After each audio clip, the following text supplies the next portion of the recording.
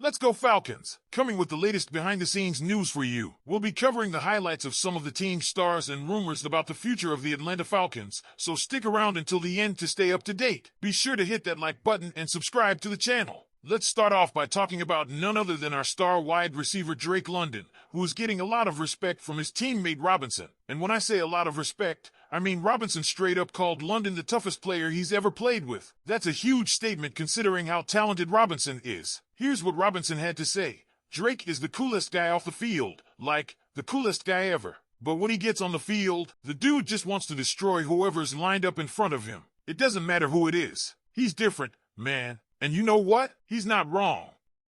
London had a monster season in 2024. Let's break it down. 100 receptions for 1,271 yards and 9 touchdowns. That's elite. Add that to Robinson's insane production, 1,456 rushing yards and 14 touchdowns, along with 431 receiving yards. And you're looking at one of the most explosive duos in the league.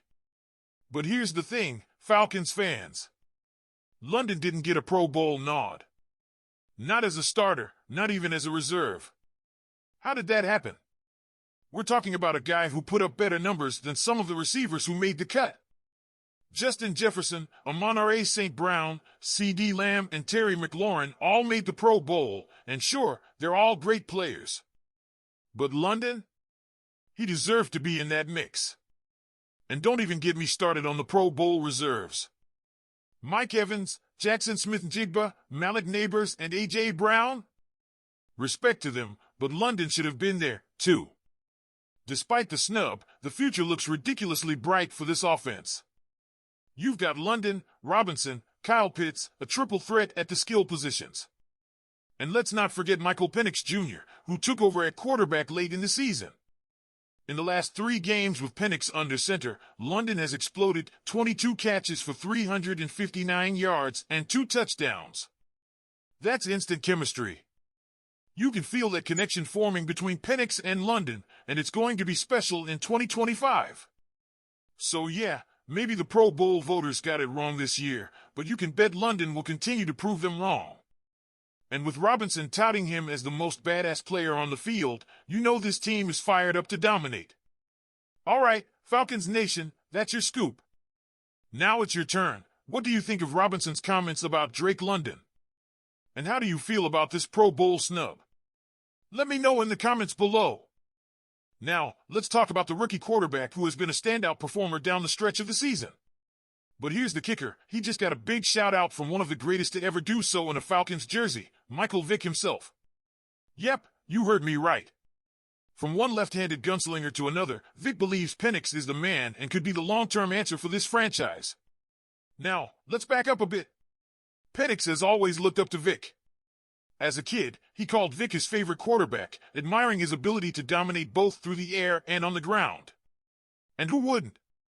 Vick has changed the game and become one of the most electrifying players in NFL history. But here's where it gets really interesting. Just 2 days before the Super Bowl, Vick took some time to reflect on Penix's 3-game stretch to end the 2024 season. According to Vick, Penix has shown enough promise to be considered the guy moving forward for Atlanta. He said, "I think Michael was balanced. Obviously, he could have used those reps early in the year, but when it was his time, he stepped up. I see myself in him, coming in late when the games really mattered. I couldn't do that back then, but he showed enough to prove he's the future." That's high praise coming from a guy who knows exactly what it's like to carry the weight of being a young quarterback in Atlanta. Let's not forget, Vick was the #1 overall pick in 2001 and made 3 Pro Bowls during his time with the Falcons. He knows talent when he sees it. Penix's numbers in those 3 games? Solid, considering the circumstances. He completed 58 of 100 passes for 737 yards, 3 touchdowns, and 3 interceptions. He also added a rushing touchdown. And that last game against the Carolina Panthers? Penix came away with 312 yards and 3 total touchdowns, sending the game to overtime before a tough 44-38 loss. Vick didn't hold back his optimism, saying, "It's his team now, and I expect big things from Michael Penix because we know he can do it." We saw him do it in college, and I don't think quarterback is a problem for the Atlanta Falcons going forward. Now, we all know that Vick's second season in the NFL was legendary. He earned a Pro Bowl nod and finished 4th in MVP voting. Could Penix follow suit in 2025? Only time will tell, but one thing is for sure, he has the tools, the talent, and now the vote of confidence from one of the best to ever wear the red and black. So, Falcons fans, what do you think? Is Michael Penix Jr. the future of this franchise? Can he live up to the expectations that come with Vic's endorsement? Let me know in the comments below. So, there's been a lot of buzz about what the Falcons need to do this offseason to realize the potential we saw last year. One thing is clear, there are some tough decisions ahead, especially when it comes to the veterans on this roster. And today, we're talking about defensive end Lorenzo Carter. Carter has now been with us for 3 seasons after beginning his career with the New York Giants. But let's be real, his 2024 season didn't exactly inspire confidence. He started 11 games, appeared in 13, and played nearly half of the defensive snaps. Yet, somehow, he finished the season without a single sack, the first time that's happened in his career. That's not all. Carter managed just 32 tackles and 3 total pressures all season. If you're wondering how that compares to other edge rushers in the league, it doesn't look good.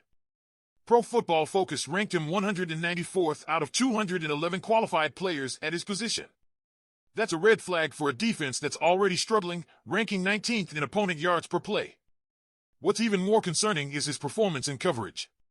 While it wasn't his primary role, when he dropped back, he allowed 13 receptions on 13 targets for 115 yards and a 103.5 passer rating. Yikes! So here's the big question, should the Falcons bring Carter back for 2025? Honestly, it's hard to justify. If you can't rush the passer, can't defend the run, and struggle in coverage, what's your role on a team trying to build a contender? Letting Carter walk in free agency could be an add-by-subtraction situation for Atlanta. It opens up an opportunity to invest in younger, more dynamic talent. And with the Falcons holding the 15th overall pick in the upcoming draft, there's a golden opportunity to bolster the defensive front. We already have our quarterback of the future in Michael Penix Jr. and a solid offensive foundation, so why not go after a game-changing edge rusher or defensive lineman early in the draft? But it's not just about the draft. The Falcons also need to be aggressive in free agency. The defensive line is lacking true playmakers, and that has to change if we want to compete at a higher level next season. It's never easy to say goodbye to a veteran, especially one who has shown great promise. But sometimes, moving on is the best decision for the player and the team. Unfortunately for Carter, that seems to be the reality he's facing as the Falcons look to the future. Alright, Falcons Nation, it's your turn. What do you think? Should the team part ways with Lorenzo Carter and focus on finding new talent on defense? Or do you think he deserves another chance? Leave your thoughts in the comments below. And don't forget, like this video and subscribe for more exclusive Falcons content. Go Falcons!